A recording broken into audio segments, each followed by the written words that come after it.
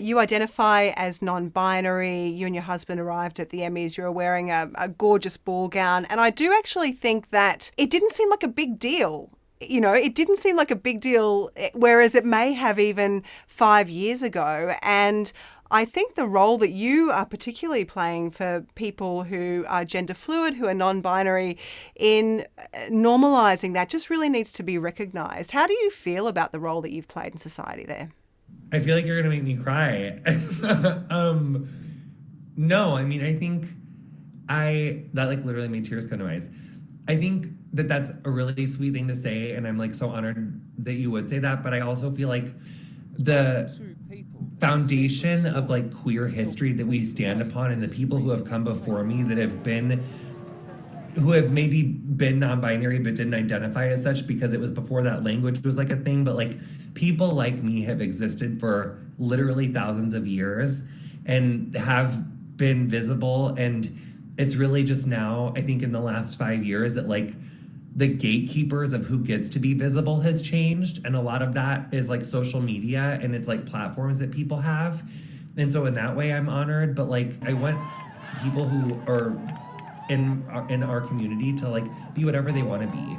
And right now, like they don't have the opportunity to do so many things, that they can't play sports safely, can't go to school safely. It's really getting so dire in the United States with the targeting of trans and gender nonconforming kids and their families. So I really, visibility is getting better, but like the safety is getting worse. I'm so excited to come back.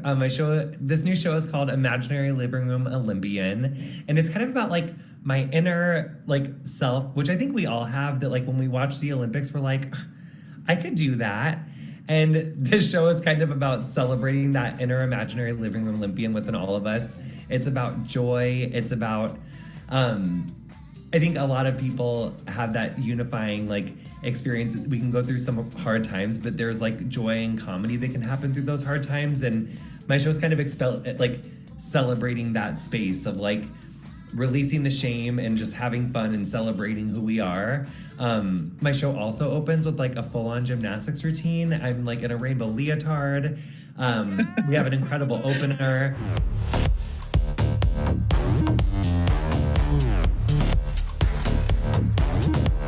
It's been 2 years since I've been to Australia. Like it was February of 2020. I was like maybe like one of the last comedians there, and before the shutdown, and my whole life's changed since then, as so many people's have, and I'm excited to bring the new show there. I just want to talk about the gymnastics element of it, because a lot of people who might be familiar with you from Queer Eye, for example, or your podcast, may not know, but you are actually an extraordinary gymnast who can tumble turn, who can do these incredible flips. And how did you get into that?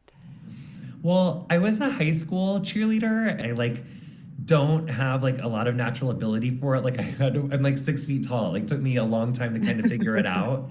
But basically I started doing stand up, and I started getting, I started doing it a little bit before Queer Eye, but then when Queer Eye started, I started getting my foot in the door in like more venues and like smaller like kind of clubs. And then as I really fell in love with it and started writing more comedy and like really finding my voice and starting to do bigger shows, I was like on this bigger stage. It was in Portland, Oregon. And being a former cheerleader, I was like, do you guys want to see a flip? Because we all do that like once a year, like former cheerleaders, you're like, want to see a little party trick?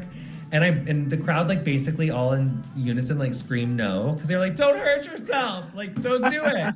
And I was like, no, I got it. And so I did this like standing back handspring, and then it all occurred to me. I was like, you should make gymnastics a part of your show, silly. Like, what are they gonna do? Get up and leave? I just think it's like hilarious, because like in my mind, I am like a literal Olympian, which is like why like in that opening thing, like I'm giving you drama, honey. I'm going for the gold.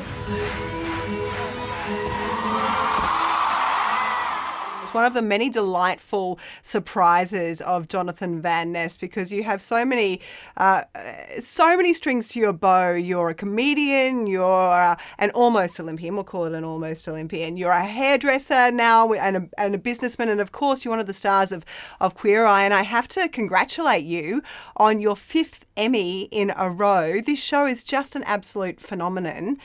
Why do you think that it's just had this incredible resonance with audiences? I mean, I think part of it is the five of us. I think we have like a beautiful chemistry. Like we're all really close. I think we also all really care about our heroes. We care about their journey. We care about their process.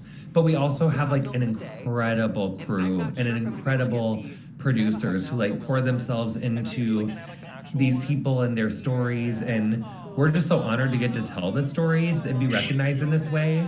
It's just incredible. But I just want to say, in Australia, we absolutely love you. We're delighted to have you coming out I can't wait to for get your back. show. And my show is so much funnier than what I just said. Like it's hilarious. You know what I'm saying? Like, it's We so know much that. funnier than what I We just know said. that. Yeah. We know that. Well, Jonathan, it's been delightful to have you on News Breakfast. Thanks so much for taking the time. Thank you. Bye.